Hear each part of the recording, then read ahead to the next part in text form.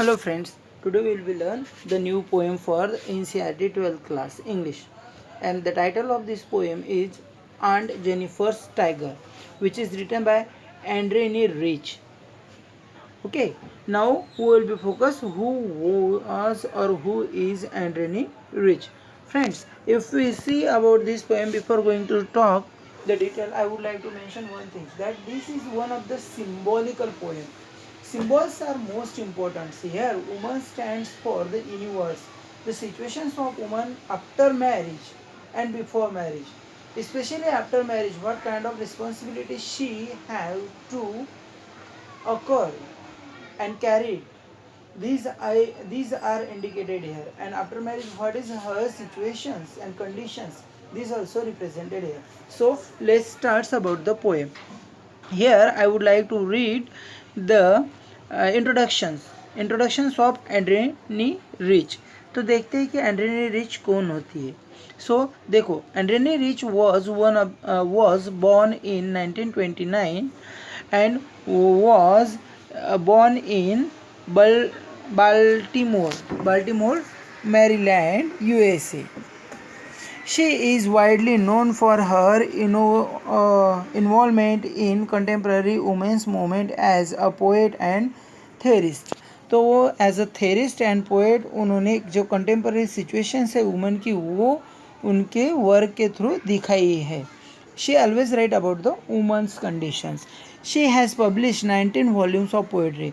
तकरीबन 19 volume of poetry उन्होंने publish किए. 3 कलेक्शन ऑफ ऐसे है उनके एंड अदर राइटिंग भी है.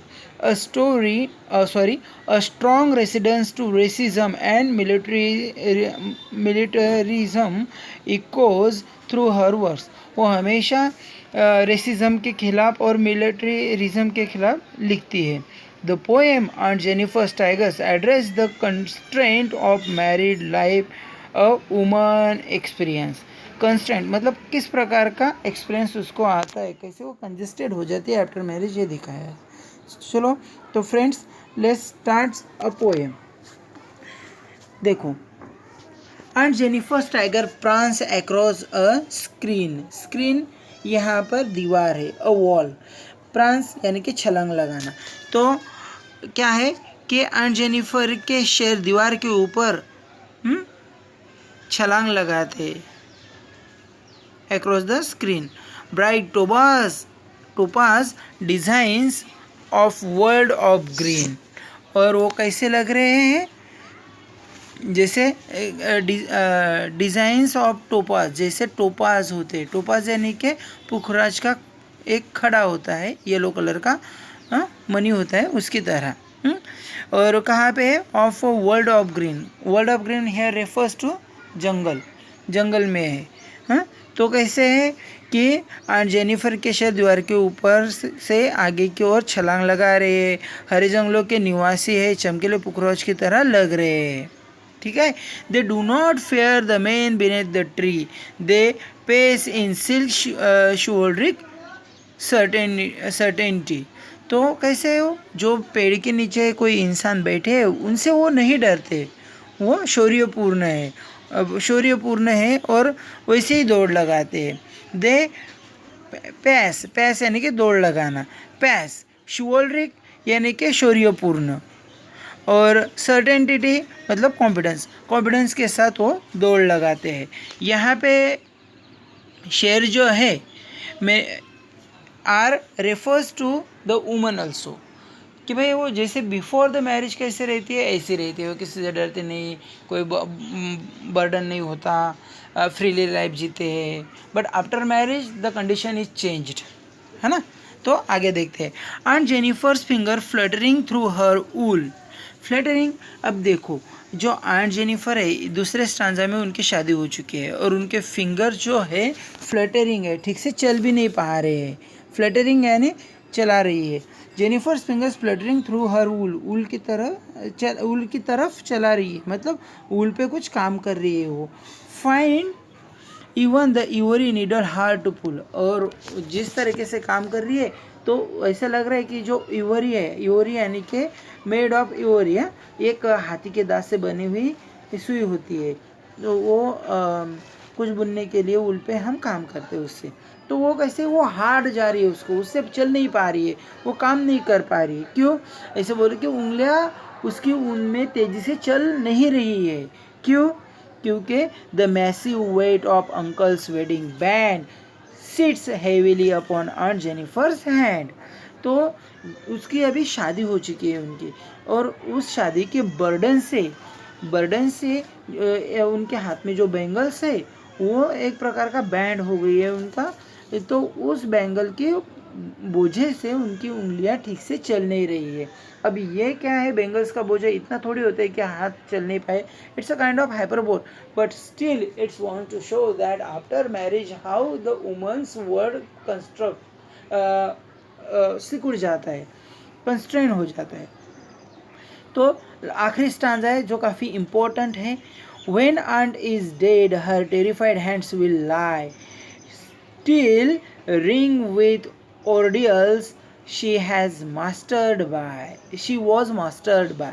तो जब आंट जेनिफर मर जाएगी, चाची मर जाएगी, तभी भी उनकी मुसीबतें जो है वो उनसे घिरी रहेगी। बिकॉज यहाँ पे ऑर्डियल्स है। ऑर्डियल्स का मीनिंग अगर देखा जाए तो कठोर अनुभव होता है। टेरिफाइड यानी कि भयंकर। रिंग विथ मतलब घिरी हुई। ऑर्डियल्स मतलब डिफिकल्ट अनुभव से। मास्टर बाय अधीन कर ली गई।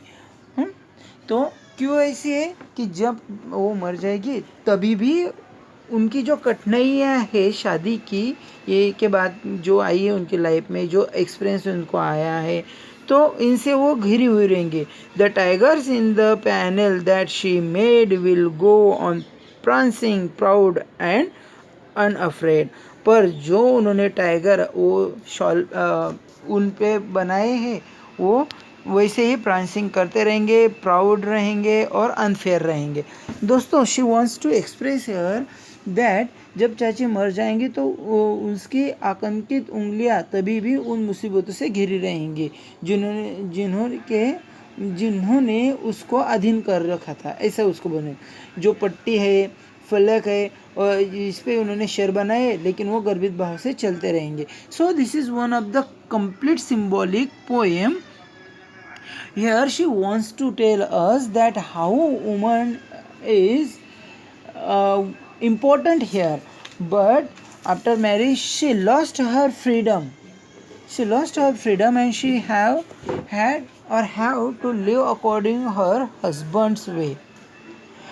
And वो सब कुछ अपना लॉस कर देती है धीरे धीरे। जो फ्रीडम होता है, जो उसकी दुनिया होती है, ये सब वो लॉस्ट कर देती है, ऐसा उन्होंने बताया है। चलो पोएम के इस पे भी देखते हैं। ये जो पोएम है ये full of figures of speech है। इसमें पहला फिगर्स ऑफ स्पीच 5वीं लाइन पे आता है कि ये जो लाइन दिख रही है आंट जेनिफर्स, ये अलिटरेशन से भरी हुई है। यहाँ पे एफ साउंड रिपीट हुआ है। जो लास्ट लाइन है यहाँ पे प्रांसिंग, प्राउड, ये 2 वर्ड रिपीट हो रहे हैं। अगर राइमिंग स्कीम देखें तो A B B C C D D E E F F, ऐसी है राइमिंग स्कीम है। आशा करता हूँ आपको पोएम अच्छे लगे होंगे। अगर अच्छी लगी हो तो कृपया शेयर और लाइक कीजिए। धन्यवाद।